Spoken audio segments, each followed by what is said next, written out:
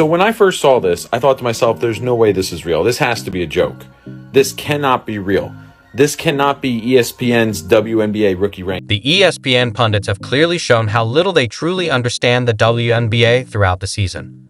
The level of disrespect toward Caitlin Clark was outrageous, but this latest display is downright disgraceful. At that point, some of us felt like maybe she hadn't proved it in the WNBA, but at this point, she certainly. It's clear that ESPN has consistently held something against Caitlin Clark.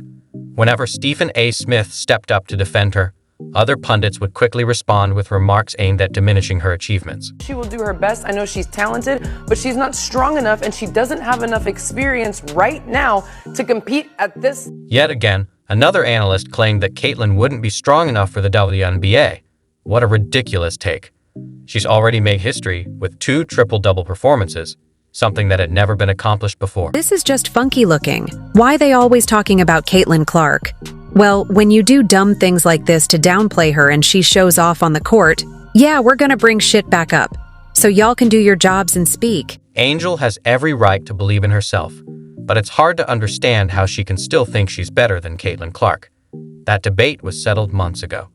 Yet ESPN still can't seem to accept Caitlin's greatness and continues to seize on anything to tear her down. That's exactly what I'm saying, because I think it makes a mockery of the women's game. If the focus on, now we just have to have people because of marketing and their attention, and they're not as talented, and we're not putting the best team out. Earlier this season, Molly claimed that Caitlin only brought buzz to the crowds but lacked real talent on the court. And yet, somehow, people with takes like that are hired to speak on the WNBA at ESPN. Caitlin has undeniably elevated the league in ways we've never seen before. Just look at the impact she's had. Caitlin Clark really came into the league and they changed the playoff format immediately. That's right. The WNBA is now abandoning its old playoff format and expanding the number of games, clearly recognizing the surge in popularity that Caitlin Clark has brought to the league. Caitlin Clark really came into this league and the finals got switched from 5 games to 7 games. Motion from 22. This year, the Fever weren't even given a home game, a surprising move that raised eyebrows across the basketball world. The shock grew when ESPN released its rookie rankings, showing not just an underestimation, but a clear lack of understanding of the WNBA. Caitlin Clark didn't just meet expectations during her rookie season. She shattered them. Her dominance and impact made ESPN's take look completely out of touch. By season's end, Caitlin had redefined what a rookie could achieve and rightfully secured the Rookie of the Year award. Then I was like, this is ESPN and they are owned by Disney. And I was like, okay, maybe this stupidity makes a little bit more sense. But then I was like, okay, maybe there's like a stat or stats that I'm missing, right? That maybe I'm overlooking something as to why Angel Reese is better than Caitlin Clark this season. How did ESPN get it so wrong? When they ranked Caitlin Clark 6th in their WNBA rookie list, it left many confused and disappointed. Clark, a proven phenom with incredible shooting and court vision, deserved better. Ranking her behind Angel Reese only added to the controversy. Response of folks that don't think she is praised enough and she is above reproach in terms of criticism, or that praising another player is an affront to her is like, whoa, bro. Like, also, like, you're in my mentions talking about women's basketball? I've never ever seen you before in my life. Angel is undoubtedly an exceptional player, but the disparity in their rankings raised serious questions. Reese ranked above Clark sparked debates about ESPN's understanding of each player's unique talents. To many, it felt like an insult to Caitlin's abilities and highlighted a broader issue within sports media, a lack of respect for the WNBA and its rising stars.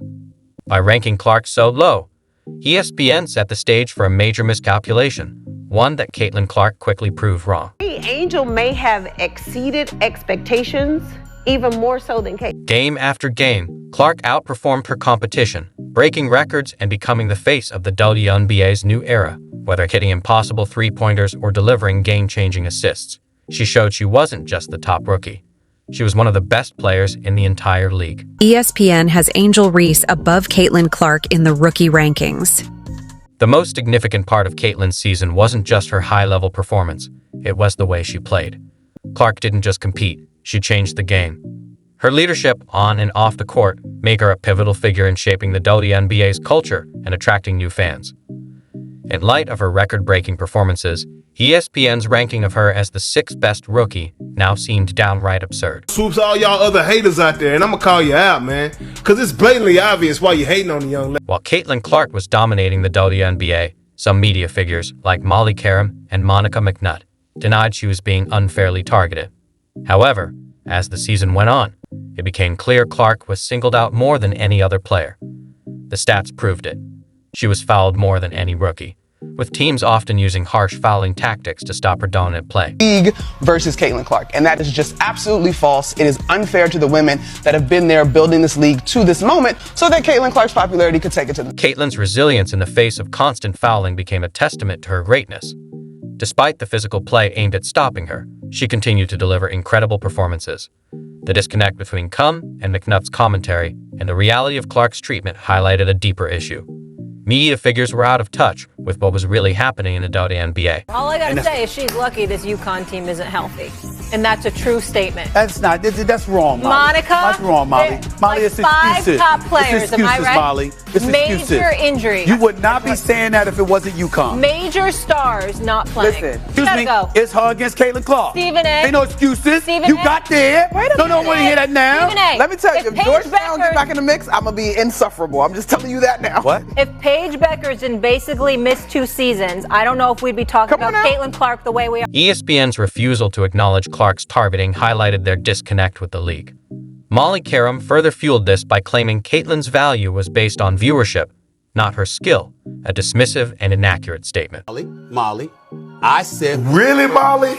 Wow. Really? There is a Caitlin Clark effect on all of basketball, and especially on women's basketball ratings. Kudos to her. She has elevated an entire sport in viewership. Don't want it to grow if it's certain people at the face. And there is still this undertone of jealousy that for some reason I cannot get around calling it anything else but that, because I don't know what else it could be. I thought it was going to get better this season, but it hasn't. There are still people who seemingly, to me, feel like they just don't want Caitlin to be a part.